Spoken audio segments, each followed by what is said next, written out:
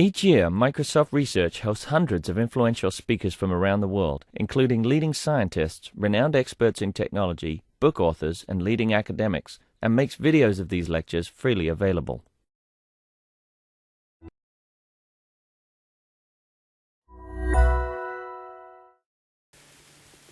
Okay, I think we're ready. I'm pleased to welcome Sarah Gallacher, who's interviewing here for a postdoc position in HXD.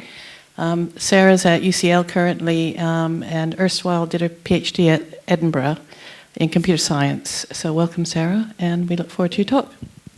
Thanks very much. Well, thanks for inviting me here today, and thank you for coming to listen to my talk. My name's Sarah. I'm a postdoc researcher at UCL at the moment. Previously, I had been working for about 10 years now on different areas of UbiComp, mostly under the UbiComp umbrella. And beginning back in 2005 when I started my PhD, and I did that part-time, and I worked on various EU projects full-time as an RA at the same time. Whenever I started my PhD, I was thinking very much about machine learning algorithms and about how to make them as fast and efficient for problems like personalization and autonomous adaptation in smart spaces like homes and offices. And to be honest, the user didn't really come into my vocabulary very much at that point. Towards the end of my PhD, though, my thinking had started to change a lot more towards why are we personalizing, why are we autonomously adapting this for the user? Does the user even want that? And how can we bring them back into the loop? So then I moved to UCL to do a postdoc 2 years ago, and I met Yvonne Rogers, and she was talking about user empowerment and user engagement rather than just autonomously adapting everything around them. And it was really eye-opening and really enlightening for me.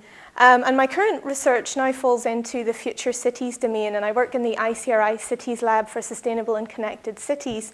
And there I typically consider the technical and social challenges of cities and technology for future cities, but from the viewpoint of the citizens that live in them. So to describe myself in one sentence, I would say I'm a computer scientist, but I care about the end user as well. And I've also put together this little word cloud that's just from a number of terms that I use to describe what I do and who I am. You'll notice that computer is quite a common theme. So I'm a computer scientist. I also do work in the area of human-computer interaction, and I do physical computing. But today, ironically, my talk's actually called Uncomputing and Shaking Off the Computer Baggage. So to describe what I mean, I've put together this little sketch. This is something that happens to me quite regularly. So friends and family will ask me, what do I do? And I tell them I'm a computer scientist. I used to try to give them some literal explanation, but that took far too long, and it just really confused everyone. So I don't do that anymore. I just use simple terms like I work with computers, I'm a computer scientist. And the response I get is something like this: oh, I don't like computers, I can't use them. And I always find that quite funny because I know they all have tablets, I know they all have smartphones, some of them even now have smart watches, a lot of them are into quantified self in a big way, and they use all these technologies and tools very easily and in concert with one another. So it's interesting to me how the computer has become more and more embedded and at the same time more hidden behind these familiar forms that don't seem to carry the same baggage as comes with the term computer, which seems to make us think about these frustrating interactions with the desktop PC. Instead now we're talking about smartphones and smart watches, and we use this prefix smart to hint that there's computational and networking capabilities there. But we're also talking about phones and watches, things that people are familiar with, that they don't find scary, that they know how to use. And it's interesting how these metaphors are also used to introduce us to new technologies. So the little handheld computers that we all have now, our smartphones, they were introduced through the phone metaphor. And I'm interested to think about, if they had been introduced to us as portable internet terminals or handheld computers, would their uptake have been so quick and successful? Perhaps this term handheld computer would have been too close to the metaphor of a desktop PC. So the term uncomputing, in the way I'm using it, really refers to this illusion that we're not using computers anymore, or we're not doing computing anymore, when in actual fact, we're using computers more now in their various forms than we ever did before.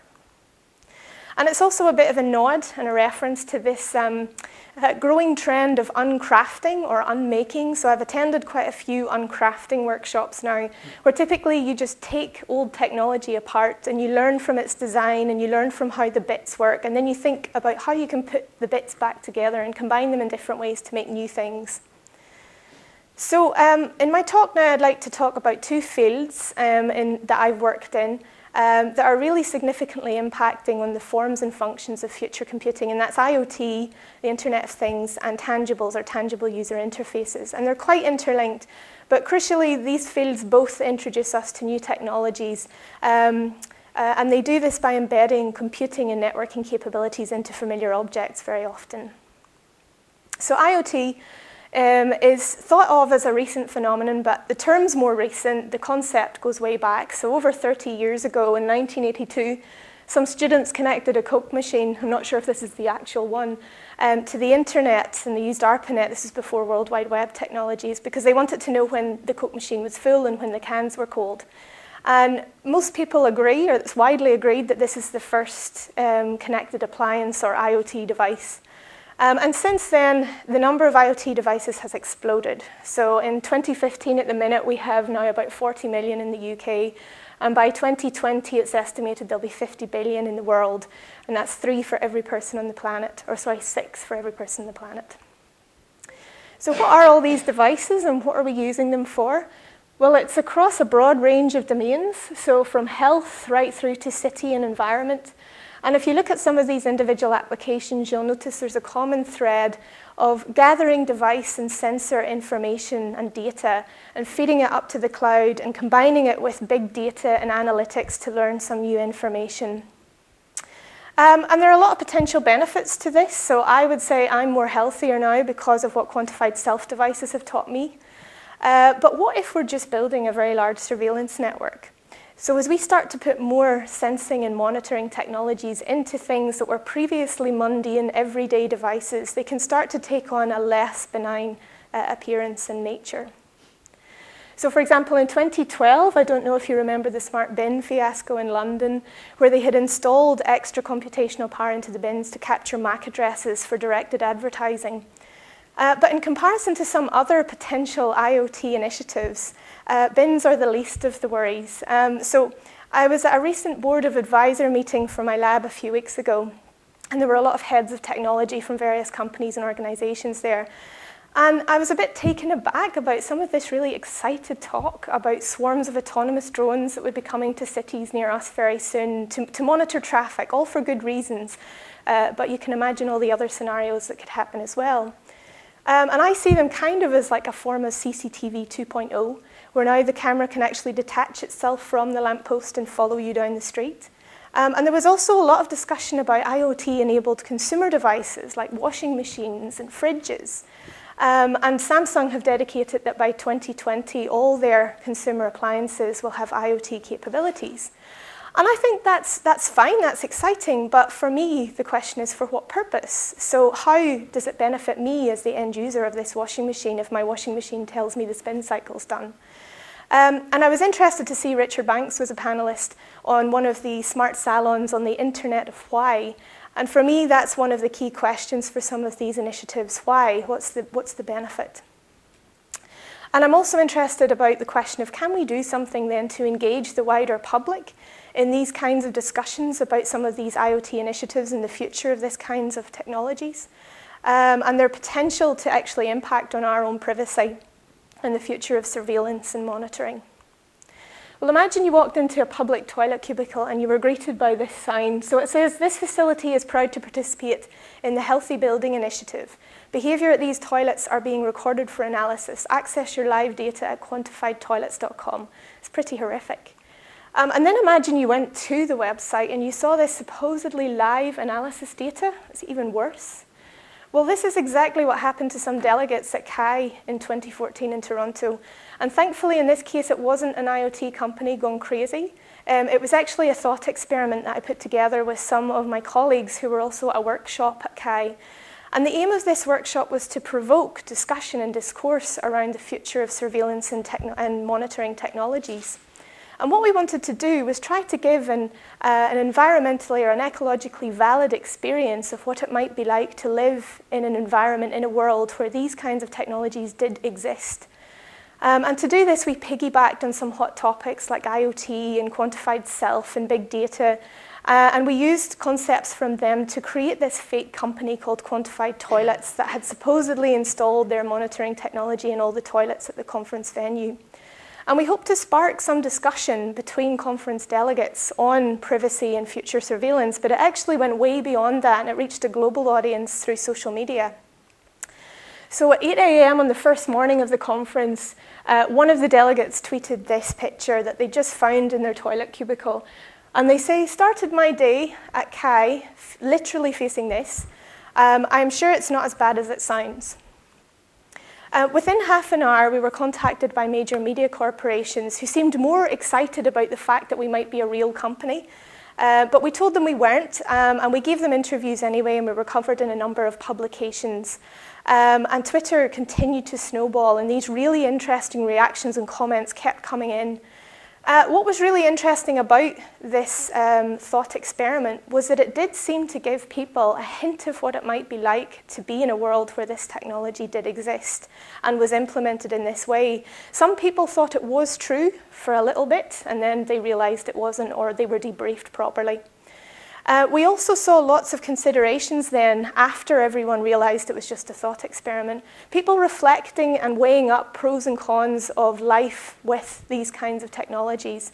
And actually there were quite a number of people who really loved this and would like it for their own homes so they could monitor their own health as long as the data was private and secure and not connected to the internet. This person comments on their realization about a total lack of concern when it comes to surveillance and their general willingness just to accept it. And they say, I'm worried about my own reaction to not even take it seriously. That's kind of scary in itself. To just go on about my business, not clarifying what's happening here exactly is kind of shocking. What kind of surveillance I'm willing to put up with. And I think an interesting thing about the Quantified Toilets experiment was that it engaged the public in discussions on the future of surveillance and privacy and monitoring, which are sometimes topics that can be quite inaccessible or quite academic and maybe too dry for some of the rest of the public. But it's a thread that I think we should consider to continue to look at down the IoT line as new technologies and initiatives emerge. And we need to have these discussions in a much wider and broader audience, and not in response to the installation of these technologies, but before the fact. So like before drone swarms start to become a reality, or before a real version of Quantified Toilets gets installed in some public toilets. And it does actually exist in some degree, the concepts behind the Quantified Toilets company. There are companies in Japan that are already doing this, not in public toilets.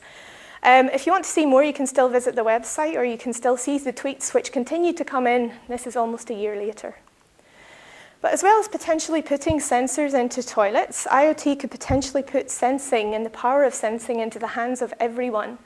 And a growing trend that's stoked by the maker movement is that of citizen sensing or participatory sensing, using these little sensing platforms like the Smart Citizen on the left here, the Wasp Boat, and the little Intel Curry. And my question is, how and where might citizens use these little sensing platforms, and for what purposes? And also, what responsibilities fall on us as owners of these kinds of technologies if we started to deploy them in public spaces? How transparent and how visible do we need to make them? So to explore these questions further, I organized a workshop at UbiComp in 2013. With several of my colleagues, and it was the Sin City workshop. We had about 25 participants on the day, and they ranged from designers right through to sensor fusion experts and engineers. And we split everyone up into 5 groups, and we all gave them this Sin City kit each. And this is a kit that was designed and built specially for the workshop by Vaivakel Niketa. And it's based on Microsoft Gadgeteer, and you can add a number of sensors to it, like light and vibration and temperature. And then it also comes with this built-in actuator in the form of a camera, and there's a number of knobs and sliders on the device that allow you to set a threshold on the screen. And whenever the sensor input goes through that threshold, then the camera takes a picture. And these are a number of the pictures that the camera can take. So we gave the group some time to think about how and where they might deploy this technology in an urban public space. And we gave them some thoughts about how they might want to use it, like they might want to take pictures when a door handle gets opened, or they might want to take pictures of the heaviest traffic rumbling across a bridge. And we also asked groups to think about what it should look like in its urban environment. And we gave them lots of different types of materials to make a casing around the kit. And we asked them to consider if it should blend in or stand out, and we gave them even some camouflage material too.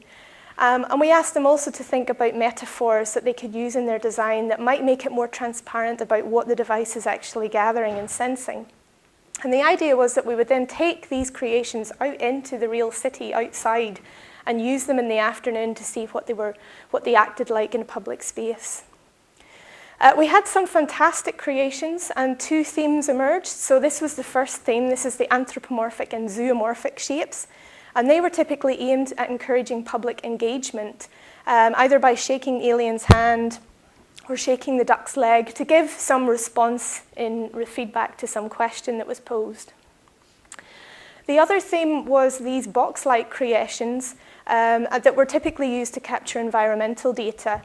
This particular team used a vibration sensor and took their sensing kit onto public transport around Zurich. And tried to capture pictures of the places with the worst road conditions. Nobody made their kit blend in at all. They were all very out there. I think one of the most interesting outcomes from this workshop was the way that the public reacted to these devices. So the duck and alien shapes attracted a lot of positive attention, and people would proactively come across and want to investigate and interact with them. And these are some of the many pictures that were taken by the alien of members of the public. And what's interesting, nobody at any point asked, why has my picture been taken? What's it going to be used for? They didn't seem concerned at all. There was one couple who were a bit disappointed they couldn't get a hard copy as a souvenir, but that was the only problem. In contrast, the box shapes attracted this really suspicious reaction from the public, and there were a lot of suspicious and anxious glances. And in one instance, this group over here, they tried to board a bus with their device, and the bus driver stopped them and asked them what they were doing and what this strange object was. And he explained he was from East Germany originally, and he was very sensitive to spying and monitoring. And once we explained who we were, what we were doing, what this device was, he was fine, he let us come on. But actually after that happened, this group decided to hide their box in a jumper because they became so anxious about what the public were thinking and how they were reacting. So following on from this work, we questioned why the design of current sensors has to be this grey box. What if urban sensors could be more transparent, maybe showing more about what kind of data they're gathering, maybe showing some ambient feedback about the data they've gathered? And I've used these little Nabaz tag devices just to show this in a kind of an anthropomorphic or zoomorphic way.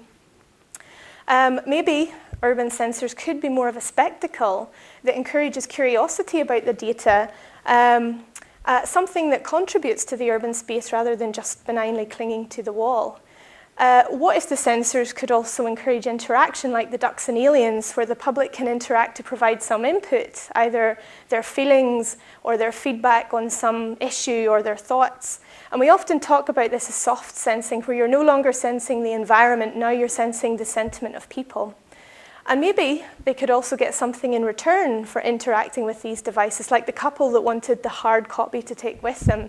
But maybe it doesn't have to be a physical thing. Maybe it could be enough to see how others think and feel, perhaps in your local neighbourhood about a local issue, or maybe even in your workplace. And on this, I'd like to show you a quick video of a soft sensing project that I did that aimed to create a much more open working environment by encouraging people to think about how they felt at work, express that, and then talk about it with their colleagues.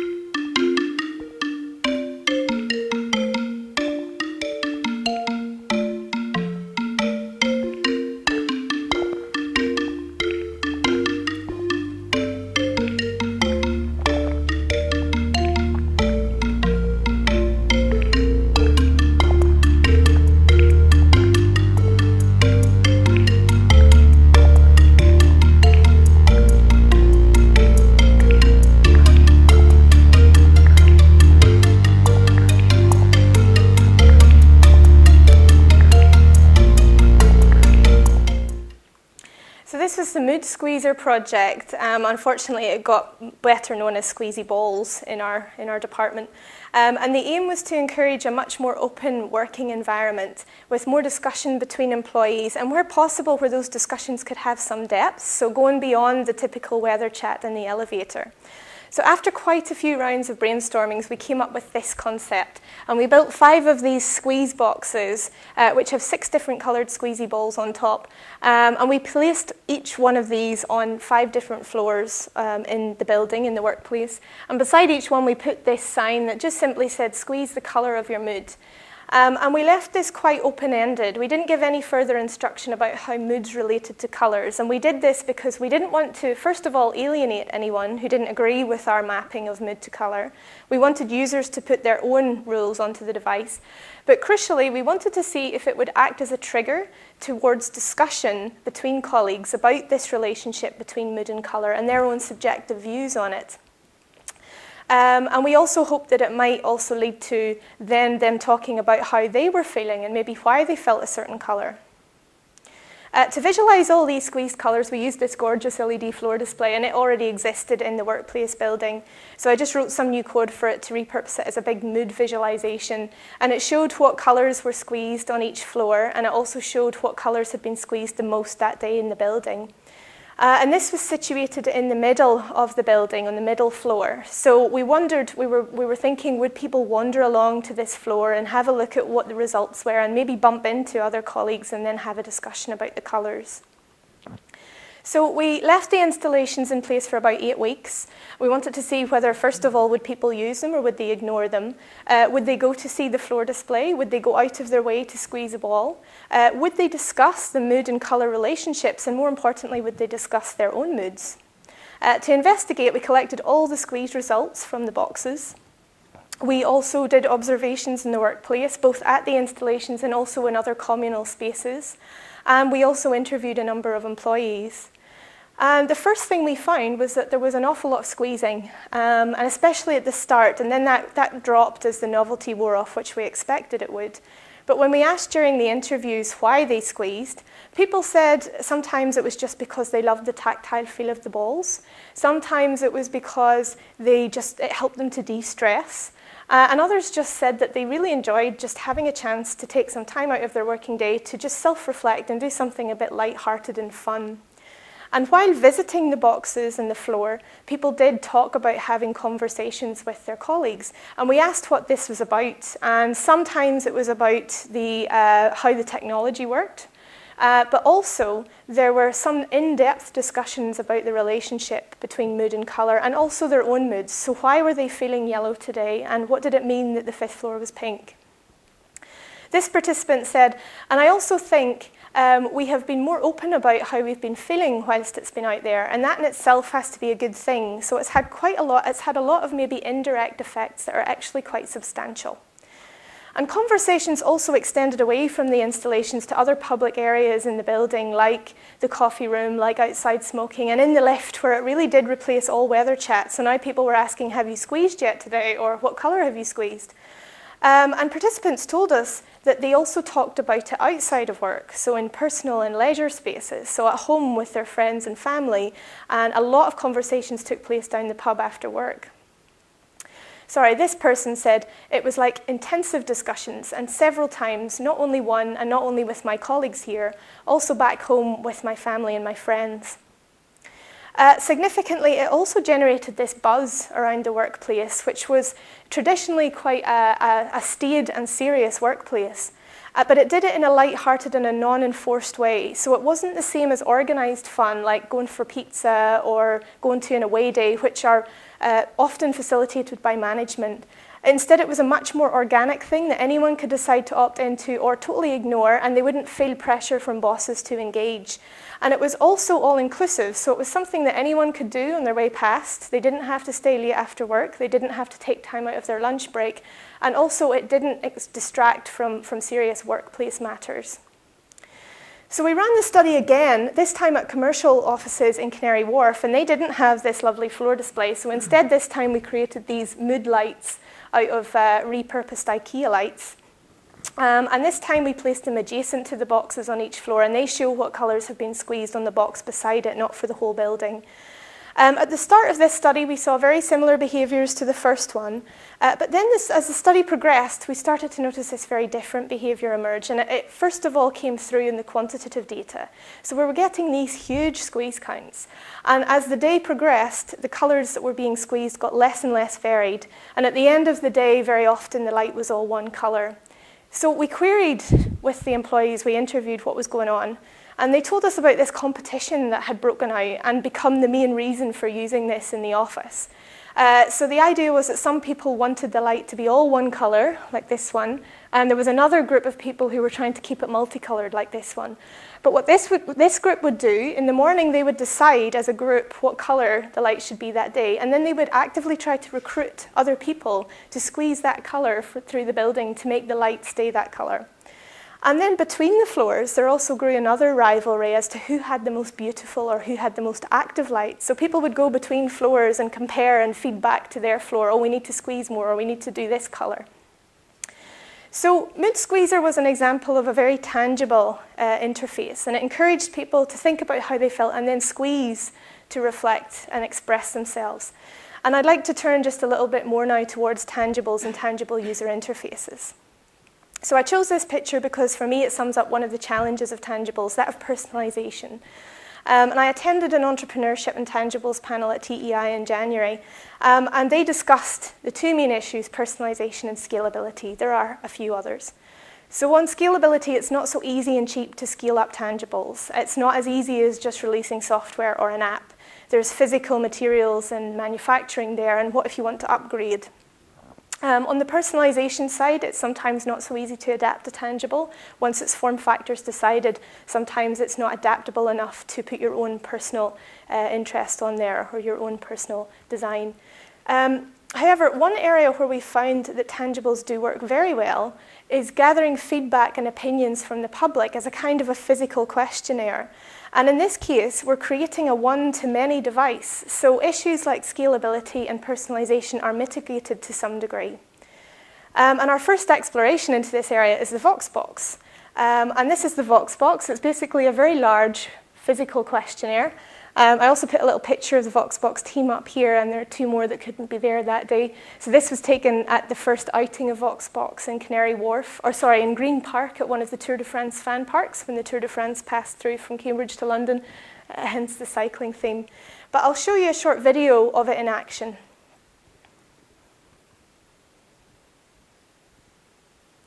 Hopefully.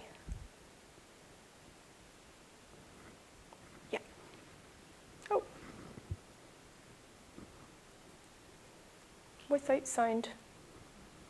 Oh, well, there's no talking in it anyway. I can talk you through it. So this was videoed at the second outing of the Voxbox. We took it to Canary Wharf, which was the second Tour de France fan park. And we just took it there we were working with the organisers of the fan parks to try to get feedback from the crowds that were there on the day, to know more about how they felt about the event, what the experience of the event was for them, and what could potentially be changed. So you'll see we had like families and individuals using it. This girl's just going through answering all the questions at the minute, and she moves along from box to box. And then the last box, the phone rings at this point, and it asks her a question, what will you most remember from today? And she said that she remembers that it's very hot and there was lots of food. And then whenever she hangs up, that's her finished, and you'll see that she gets a little reward at the end for finishing. So this ball has been falling down the tube as she's been answering the questions, and then at the end she gets it as a takeaway. So we created the Voxbox as a means to gather opinions from members of the public at events. And we wanted to do this in a more engaging way, and in a bit of a less awkward way than is sometimes the case when you try to approach people with a clipboard. So it's basically a 5-foot-high questionnaire, and people use physical buttons and sliders to answer questions, and they're grouped. So the first box with the big green button, that's demographics. Then to the right, you have asking questions about your own mood. Then the next box below that is how you perceive the mood of the crowd. The one to the left then of that is how you perceive the event and the atmosphere at the event. And the final box is this phone box that you saw the lady use. And it's like our open-ended question, like you would get a text box on a paper-based questionnaire. And then on the reverse side of Voxbox, we have these 3 portholes with tablets inside. And they just show real-time visualizations of all the data that we've collected. So the idea is that you interact on the front, and then you can immediately walk around the back and see what the data is and how it's been collected. With Voxbox, we also wanted to address this personalization issue, or in this case, customization. In other words, how can we make Voxbox modular and adaptable so we can take it to different events without having to do any major rebuilding or any major recoding? So we did this in 2 ways. So firstly, we physically designed it to be these drawers that can slide in and out of this physical frame. These, we called them question boxes. And you can move them around as necessary and take ones out and add new ones. And we also use detachable labels for all the questions and answers, so again, they can be easily removed and replaced with others. Secondly, on the software side, we also wanted to design Voxbox to be quite dynamic. So each question box has its own microcontroller inside that controls the I/O for all the questions on that box. And then, as well as that, we also have a master microcontroller that controls the order in which the question boxes become active, and it also controls communication with a back-end server. So I wanted to make it so that if we moved these question boxes around or added new ones or removed old ones, you wouldn't need to recode anything on any of the microcontrollers in the Voxbox itself. So to do this, whenever the master microcontroller starts, it connects to the back-end server and it asks the server for a list of question boxes that it's attached to and their order. So that means if we move them around, if we take ones out, if we add new ones, all you have to do is change the list in the back-end server, and you can do this through a web page.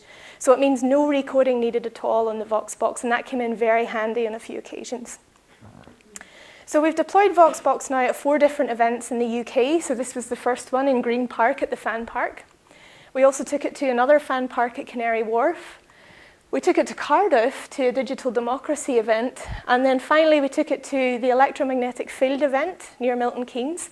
This is a great event. It's just a big hacker fest in the middle of a field, and you camp, and it's a whole weekend of hacking and making. From the various deployments, we understood more about how the Voxbox worked and what we might need to reconsider for future. And here are some of the key findings. So first of all, attracting attention. It was very good at drawing people in.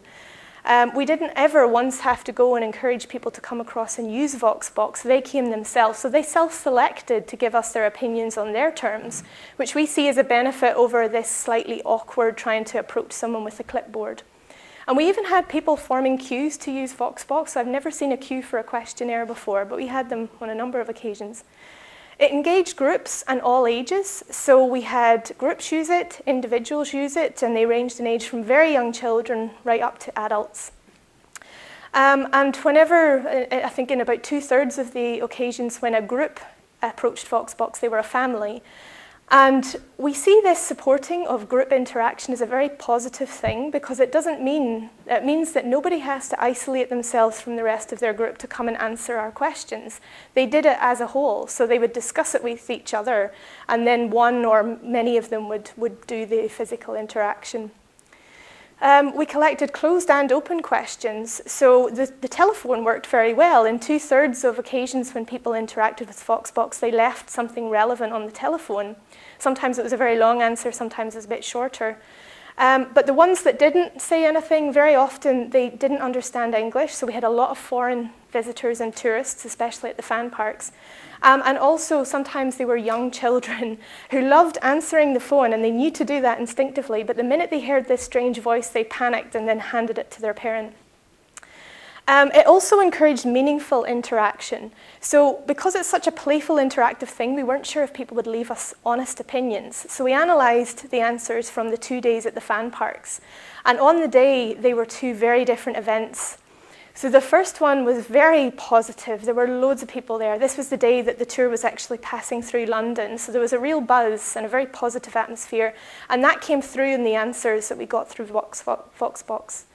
In contrast, at Canary Wharf, it was very quiet. It was a weekend. Nobody goes to Canary Wharf at the weekend. It was a strange place for a fan park. So there wasn't this buzz. The tour was already in France by this time, so I think that excitement had died down as well. We had a lot of vendors who were getting increasingly frustrated because of the lack of crowds. So there just wasn't a positive atmosphere, and we saw that again coming through in the answers. So on that day, the answers were much lower for things like mood of the crowd, positive experience, and excitement. And we also saw people deliberately choosing their answers, so sort of exploring the answer space and making a very deliberate choice.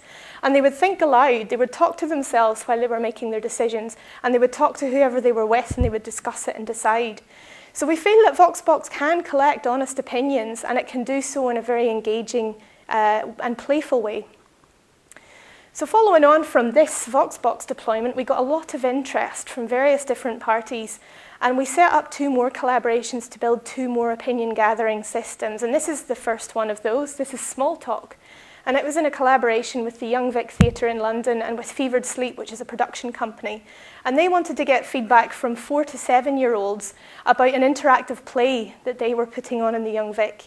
So we developed this set of 5 simple question boxes, and it uses simple interaction on each box and audio so it can support the children who can't read yet.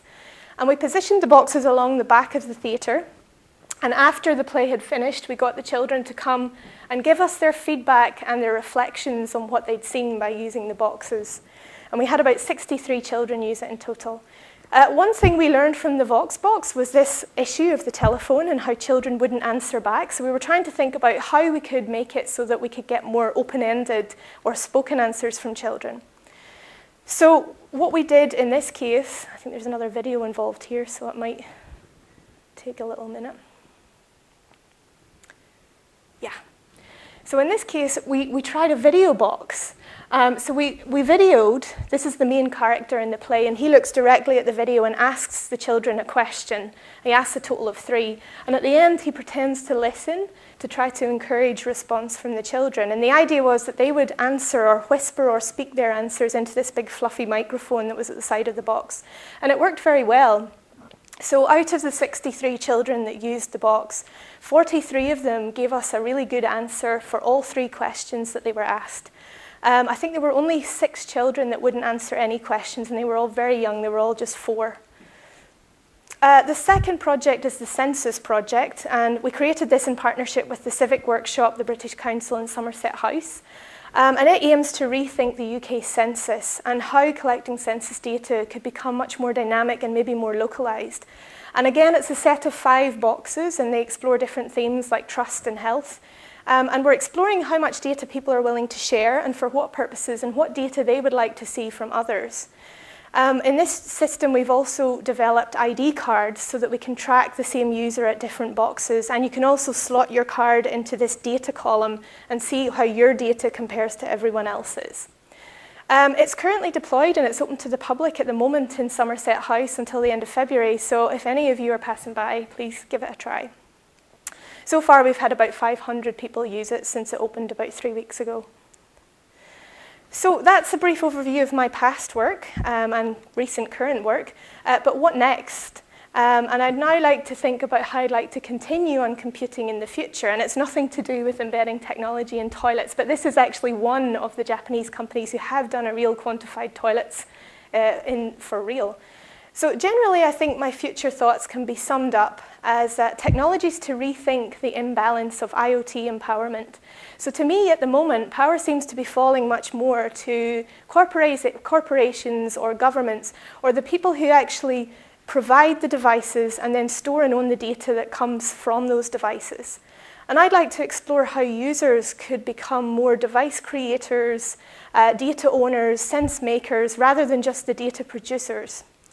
And this also includes exploring the balance between making technology just really accessible and easy for anyone to use, and the need for some level of external orchestration or purpose to use the technology. Pardon me. So, firstly, following on from SenCity is this idea of citizen sensing, but at an even more accessible level. So much more accessible than the sensing platforms that I showed on a previous slide, like the Smart Citizen Kit.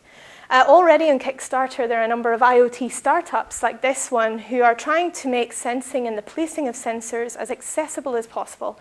So this is MotherSense, and you get this kit, you get this hub, the mother, and she comes with these 4 cookies, which are simple little sensors. I think there's light, temperature, vibration in another one. And the idea is that you can just plug her into your router, and then you can place these sensors anywhere around your house to solve your own problems. So it might be to check you've taken your medication, or to know when the coffee's done, or to check if anyone's going into the fridge at night.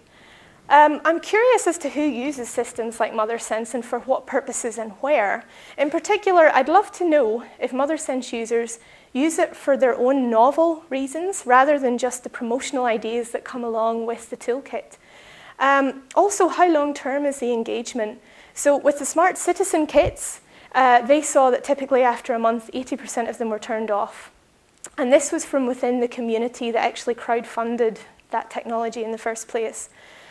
With Smart Citizen, though, there were some extra technical boundaries to overcome, and some people had trouble configuring it, etc. But I'm curious to see if accessibility alone is enough, or if you still need to provide users with some more orchestration or purpose to drive use and continued use of the technology. Secondly, on the other side of sensing is actuating, and in sense to some kind of sense data or sensed event. And in systems like MotherSense, the actuation is typically constrained to your mobile phone. So the features of your mobile phone, like taking a picture using the camera, or just showing you some feedback or visualization through an app. I'm curious about how we can extend beyond the mobile phone. So in other words, could we provide a little toolkit of actuations that allow people to decide where and how to place those around their home for their own purposes, like MotherSense does with sensing? I'm inspired by these proverbial wallets from MIT, and they visualize your bank account data in 3 different ways using 3 simple little actuations. So the first one vibrates when a transaction happens in your account. The second one gets harder and harder to open when your account balance drops. And the third one grows and shrinks in line with your account balance. And I'm interested about this idea of how users could embellish their own personal spaces and their own personal things with simple actuation to give them ambient feedback or to physically visualize some data, but in a much more personal way to them. It's kind of like crafting actuation into your own personal things. I'm also curious as to how this might affect engagement and commitment where there's some behavior change intended. So some people might want to add sound or light actuation to all the taps in their home to reduce their water usage. Or they might want to add heat actuation to a cushion so they know when a loved one's logged in on Skype. Or they might want to embellish their wallets like these MIT ones just to reduce their outgoings every month. Thirdly, following on from Voxbox and related projects, I'm curious as to how these opinion-gathering systems and visualization technologies can be brought more into everyday environments and closer to the public, rather than just at events or in exhibition or museum spaces. So imagine if opinion boxes like the Voxbox became as familiar as ATMs, where people could easily enter how they felt on a local issue, and then in return maybe see more about how others feel.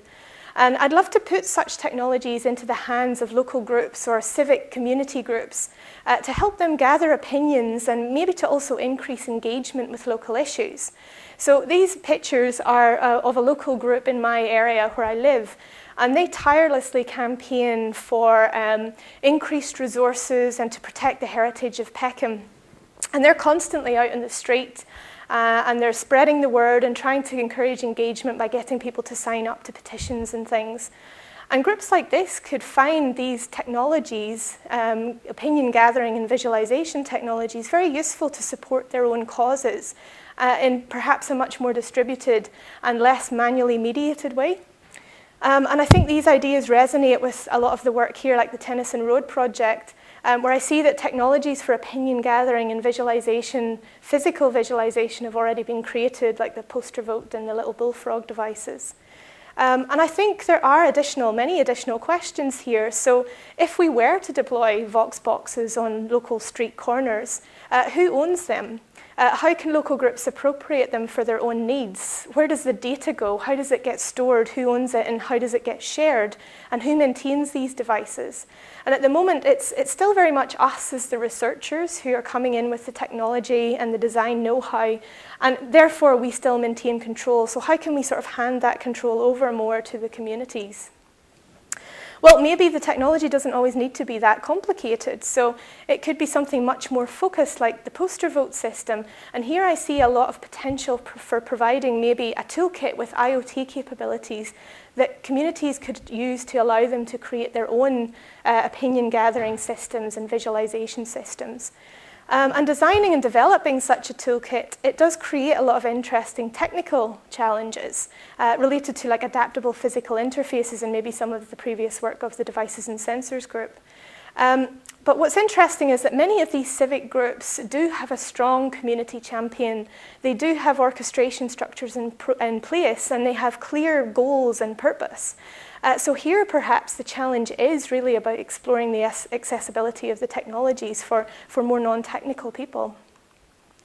And finally, then, what about the visualizations? So can we go beyond screens and investigate more physical and more engaging ways to visualize data? So this is the Mill Road project that I'm sure you're familiar with by Lisa Coleman and Vivica Nikita. And it did a really nice job of using physical visualizations to create lots of public engagement and discussion around a local issue in a very distributed and eye-catching way.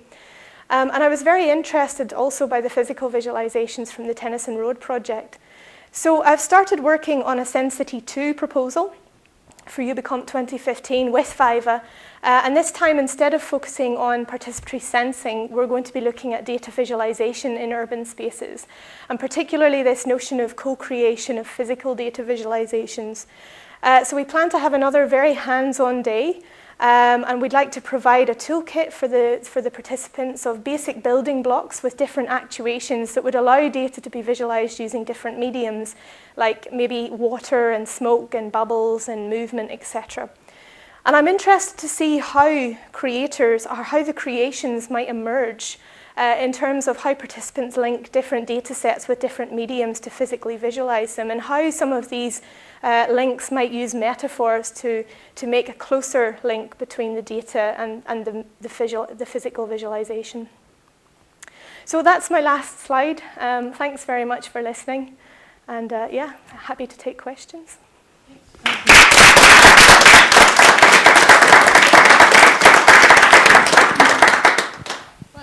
We have time for a few questions.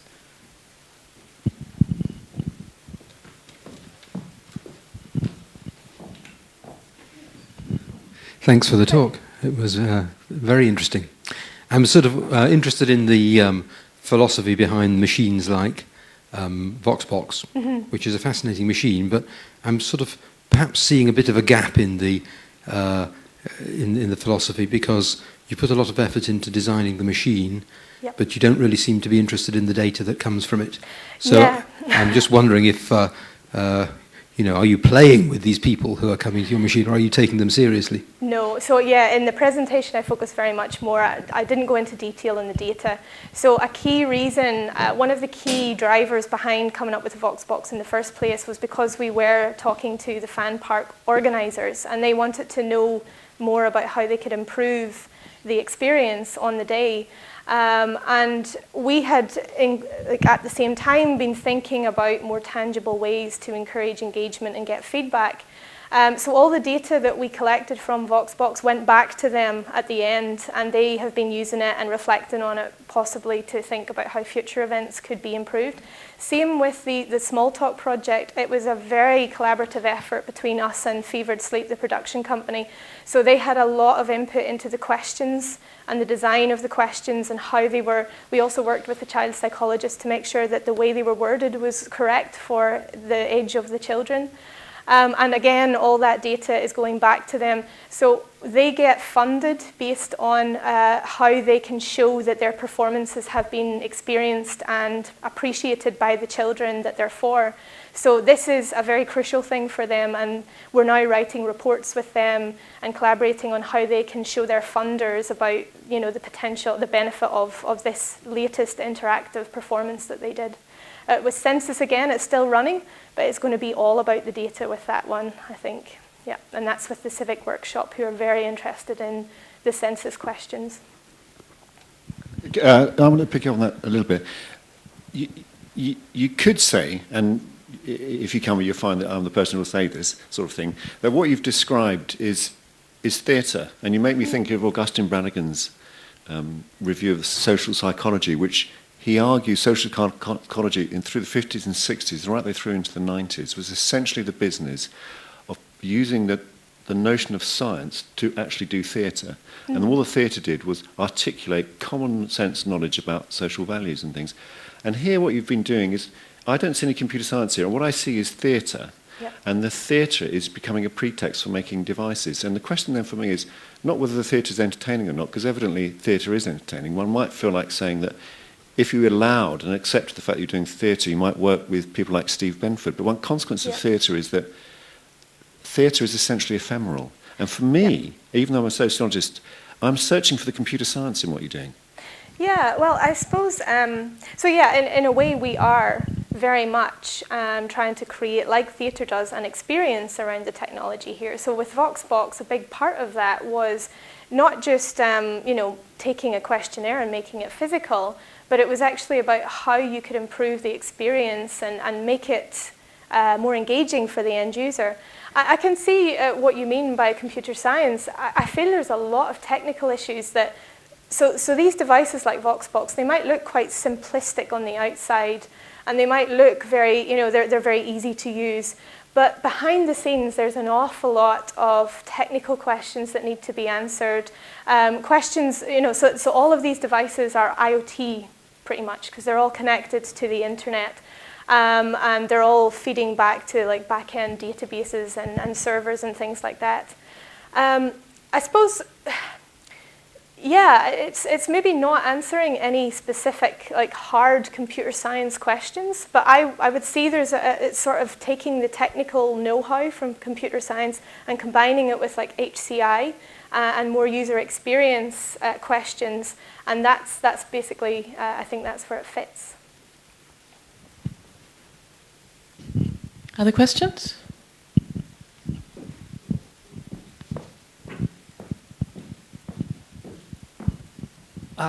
Hi, I really appreciated the fact that you have this manifesto that was about empowering users with their data, but then I was thinking about the examples that you gave, the Voxbox and these other devices, and actually, you sort of mentioned that the purpose of these devices was sort of collect data from people and then give them to the organizers of the event. Yeah. And it makes me think that they're more like honey traps, really like particularly sweet honey traps to try and entice people and sort of lure them into data. So how do you reconcile your sort of... I think that's definitely where I go in my previous slide, one to the end, where I'm talking more about, I appreciate that we are still in control. We are the researchers who bring this technology and we use it. But at the minute we're exploring how this technology is used or how it could be useful. And now I think one of the biggest challenges is how we can make platforms or toolkits that are so much more accessible that they're not just being, they're not just for us as researchers to use. They could be opened up maybe more to the maker community, maybe more to like civic action groups. So, and there are lots of different issues there at lots of different levels. So technical issues, there's all these like sort of policy and governance issues about data and about the device itself. How's it owned? How's it appropriated? And how is the data stored and shared? And I think there again, some of the previous work on like digital possessions also comes into play. So these are like community digital possessions, and where do they go and how are they stored and shared?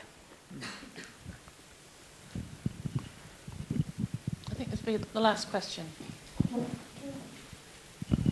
Thanks very much. Fascinating talk.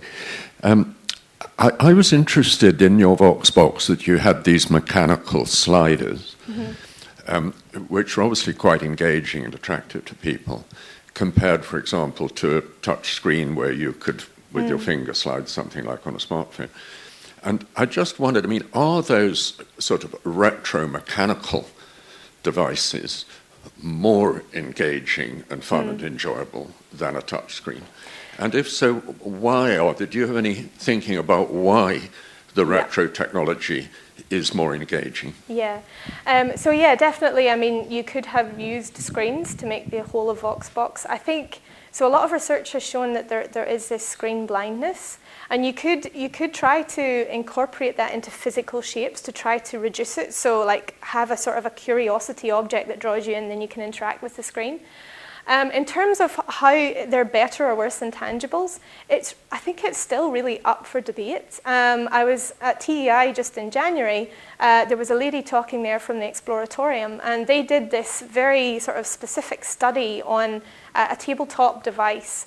And in one situation, so the idea was that you could use these little round portholes to move around this tabletop and see more detail underneath. And in one case, they just use a digital one that you just pull across like a big touchscreen. In another, they used a tangible object. And it was a really interesting talk. She said that in all the areas that they tried to find a difference, they didn't find any difference actually for this specific application. But saying that, I think we still need to figure out how to pull out the nuanced differences in tangibles and screens, because there does seem to be some serious differences, but it's hard to extract that in a more quantitative way. So there were lots of sort of nostalgic expressions about Voxbox, like it's like the TARDIS, or it's like a Willy Wonka machine, or it's like some big fairground machine. And there was a lot of people talked about the Incredible Machine, which was something they had played with whenever they were children, and it really did evoke all these emotions. And I think it's really trying to figure out how we extract that and make it more sort of something we can show in a more quantitative way, maybe. Okay, great. Thanks very much, then, Sarah. Thank you. Thanks.